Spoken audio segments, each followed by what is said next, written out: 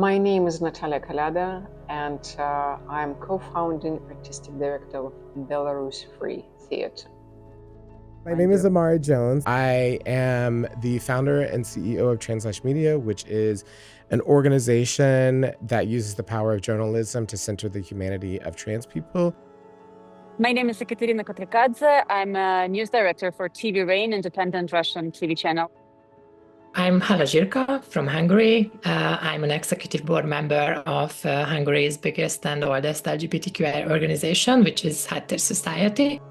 Belarus Free Theater got founded 20 years ago underground in Belarus. We didn't have any building, we didn't have any funding, but we had only that idea that art could change the world. You can see the way that journalism has been weakened over the course of its history in the United States as it has become a part of large corporations. News within a corporate structure can be more easily compromised. And that the only way to counteract that was through independent journalism, and that independent journalism plays a powerful and unique role in preserving democracy. Millions, really millions of people who watch TV Rain every day, who comment, who criticize sometimes, but mainly who are very grateful for this opportunity to first get the information, objective information, the facts, and second, to feel that they're not alone. And I think I work for them, and I would never, never, ever get tired of this. This is the most important thing I've ever done in my life.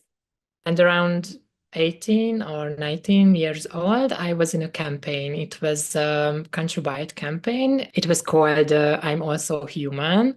It was made by a queer magazine, and it went very well.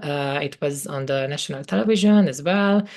And I felt so belong and inspired. So I decided to continue my activism. I can tell that my work is harder year by year. It is now legal to discriminate against trans people on various fields, such as housing, healthcare, schools. So yeah, it's terrifying. It's heartbreaking.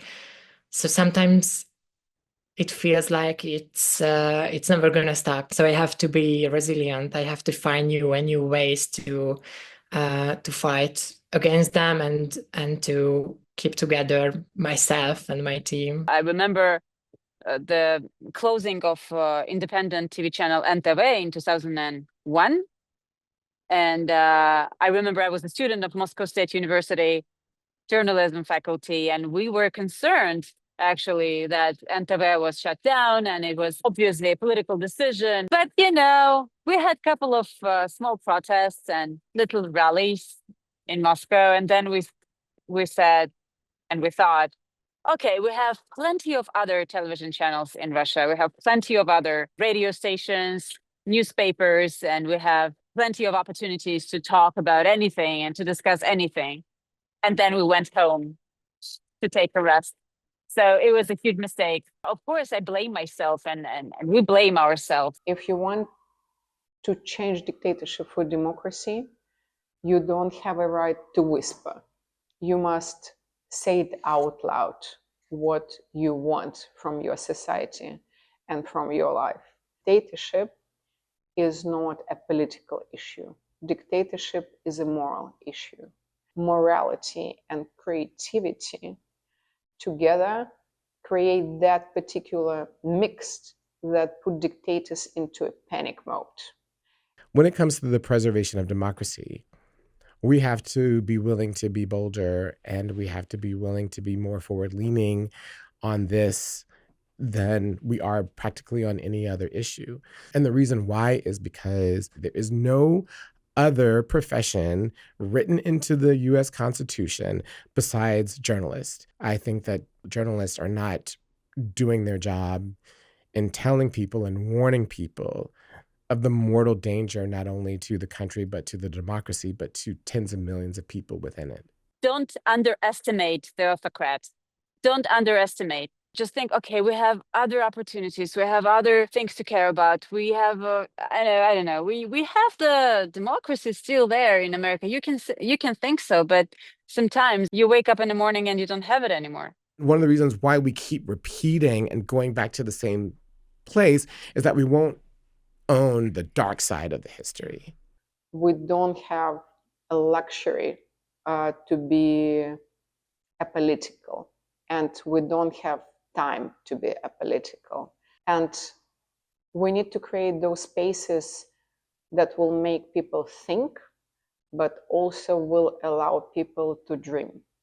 Personally, I think my biggest strategy is to focus on small wins because, activism is not just about the big things. You don't have to make a speech on every protest. And sometimes just nice talk for example, with your conservative grandmother can make a difference. You know that we're not living in unprecedented times. You know it doesn't feel right. Don't discount that. Your gut is information. And don't dismiss what you know. Just don't be lazy in this particular situation. You should not be lazy. It can't rain forever, Haters are always louder and more aggressive than allies, but there are allies all over the world, even the most conservative countries. Sometimes you just have to dig a bit to find them. I think that you have to figure out what is the ultimate risk that you are willing to take, and then you have to walk right up to that line. And if everybody does that, this thing gets saved. It gets saved. And if 330 million people do that, we'll be all right.